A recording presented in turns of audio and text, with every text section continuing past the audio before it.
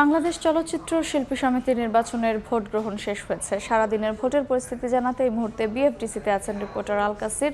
সরাসরি যাচ্ছি তার কাছে। বাংলাদেশ চলচ্চিত্র শিল্পী সমিতির 2024-26 দ্বিবার্ষিক মেয়াদের যে নির্বাচন, এই নির্বাচনের ভোট গ্রহণ কিন্তু শেষ হয়েছে। ঠিক 5:30টায় ভোট গ্রহণ শেষ হয়েছে এবং সকাল 9:30টায় ভোট গ্রহণ শুরু হয়েছিল। আমি যদি একটু জানাতে চাই তাহলে বলবো আজকে 570 জন ভোটার, শিল্পী সমিতির এবারের 570 জন ভোটার, তারা কিন্তু আগামী 2 বছরের জন্য কারা হবেন শিল্পী সমিতির কাণ্ডারি সেই 21 জনকে নির্ধারণ করবেন। এবং এই 21টি পদের জন্য এবার লড়াই করেছে 2 প্যানেলের 42 জন এবং তাদের সঙ্গে স্বতন্ত্র ছিলেন 6 জন, সব মিলে 48 জন। এই 48 জন প্রার্থী কিন্তু সবাই জয়ের ব্যাপারে আশাবাদ ব্যক্ত করেছেন এবং আমরা যেটা দেখেছি যে সকাল থেকে খুব উৎসবমুখর পরিবেশে শিল্পী সমিতির এবারে নির্বাচনটা হয়েছে। যদিও সকাল থেকে তারকা শিল্পীদের উপস্থিতি খুব একটা ছিল না, তবে দুপুর গড়ানোর পর বা দুপুরের পরপরই তারকা শিল্পীদের উপস্থিতিটা বেড়েছে এবং আমরা সেই উপস্থিতিটা টের পেয়েছি।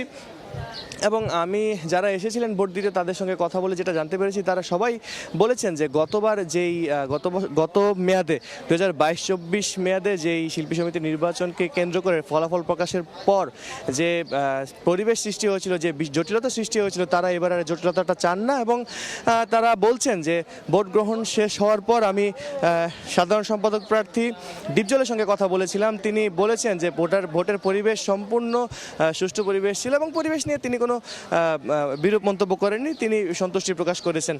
এবং অন্যদিকে সভাপতি প্রার্থী মিশা সওদাগর যিনি ছিলেন, তার সঙ্গেও কথা বলেছি, তিনিও ভোটের পরিবেশ নিয়ে সন্তুষ্টি প্রকাশ করেছেন। সব মিলিয়ে এবার যদি একটু বলি যে একটা উৎসবমুখর পরিবেশেই শিল্পী সমিতির নির্বাচন সম্পন্ন হয়েছে।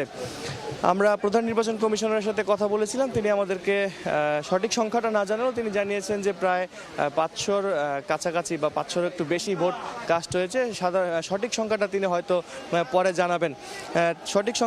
পরে জানাবেন। তবে একটু যদি যোগ করে বলতে চাই যে এই যে উৎসবমুখর পরিবেশে যে ভোট হয়েছে, সেই ভোট থেকেই কিন্তু আগামী 2 বছরের জন্য শিল্পী সমিতির 21 জনকে নির্ধারণ করা হবে।